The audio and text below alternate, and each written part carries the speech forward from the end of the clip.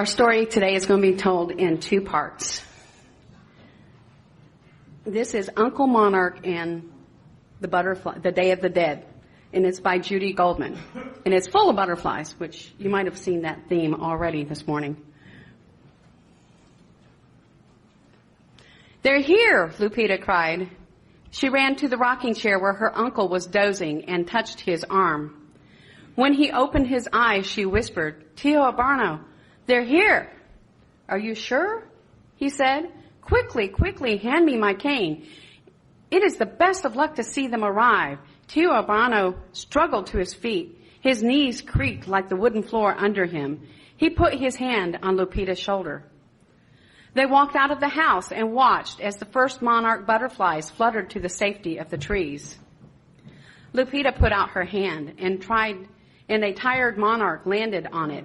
It stayed for a moment, but before flying off to blend with the others, Tio Abarno said, "Do you remember what I have told you ever since you were a baby?" Lupita nodded and said, "I must never capture or hurt a monarch, for they are the souls of the dead ones who have come back to visit us before Dia de Muertos."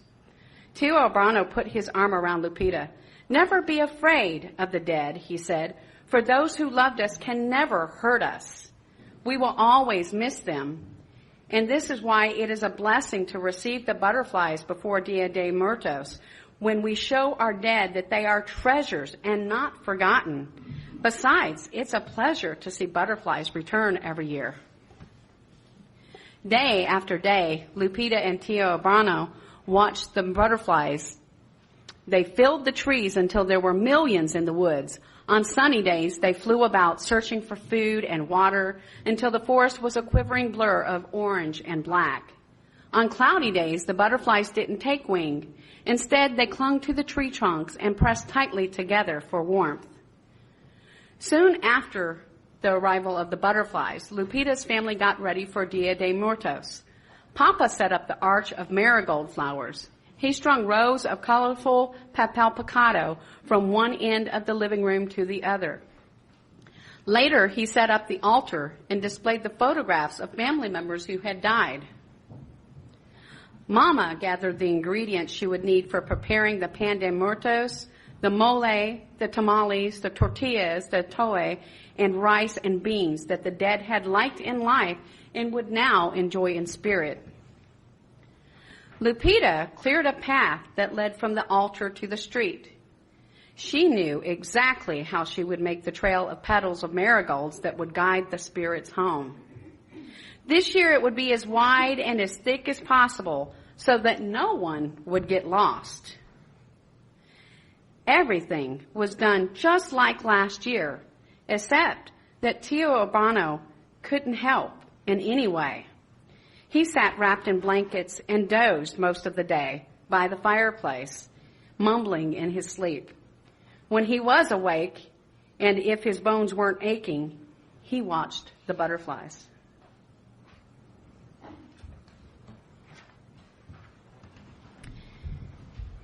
There are many ways to pray, many different ways. You can pray or meditate and to be in touch with our deepest selves. For our meditation today, we're going to pray with our bodies. So for many of us, when we experience loss, our bodies feel assaulted with grief. We close in with muscles tensed in self-protection. It's hard to pray this way. It's kind of like praying with armor on. Prayer, meditation, and other centering spiritual practices can help remove that tension and get under that armor until we are able to return to ourselves. So this prayer can be done from either a sitting or a standing position. You choose what is right for you. Choose what is comfortable. I'll talk us through twice, and then we'll do it 3 more times in silence.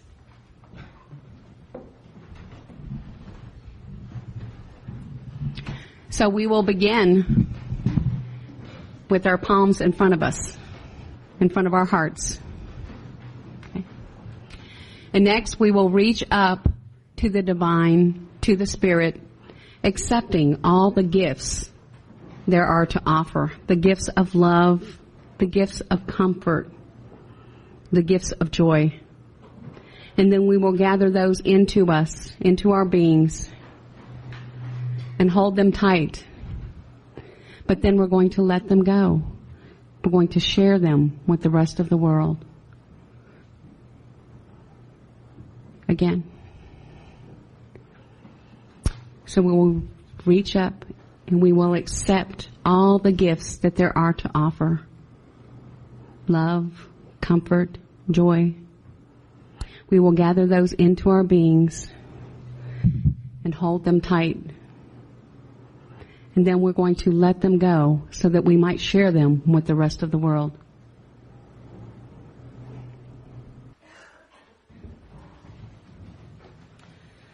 Part 2. A few days before Dia de Muertos, Tio Urbano took to his bed. Lupita sat by his side for hours. She stroked his hand and spoke to him about school and her friends, but he never opened his eyes. One morning, Lupita was dreaming of butterflies when she felt a hand on her shoulder. She opened her eyes. When she saw tears tracing down a path down her father's cheek, she knew. Tio Urbano? She asked in a whisper. Papa nodded. I know how much you will miss him, but try to remember the good times you spent with him. He would like that. After that, the days were cold and dark for Lupita. Tio Urbano's photo was added to the ones on the altar, and a plate of his favorite enchiladas was added to the other dishes. Lupita missed seeing him in his old rocking chair.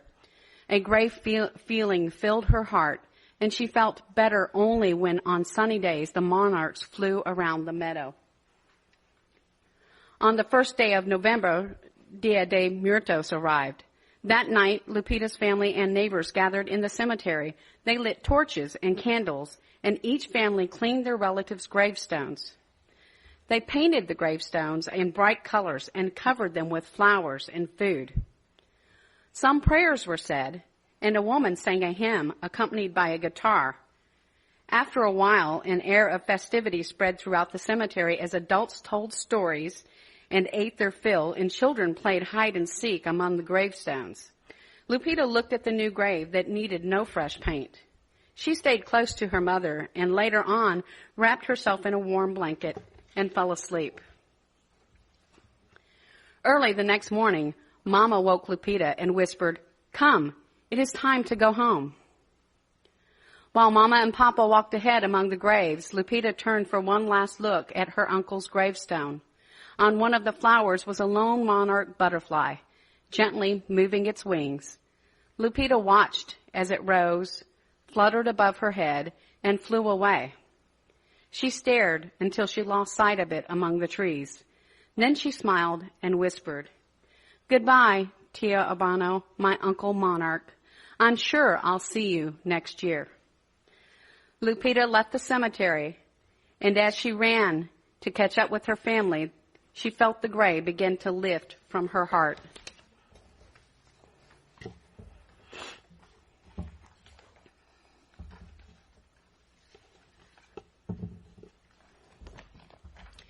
So, like the family in our story this morning, many people welcome back returning butterflies which have summered up north. At the time of year when butterflies come home, people share memories honoring the spirits of their departed. The spirits, some believe, are carried with the butterflies as they make their long journey back home. Even though our loved ones have died, in our hearts and minds they are present at every time of the year.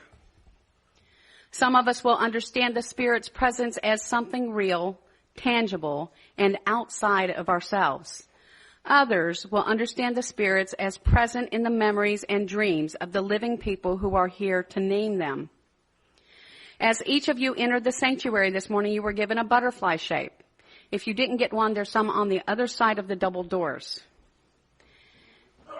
At this time, please think about an ancestor, a family member, or perhaps a friend who was important in your life who has died.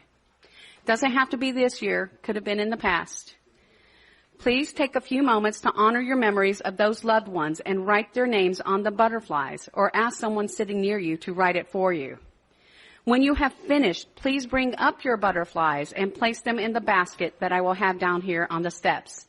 You might then speak the name of your loved one and then return to your seat.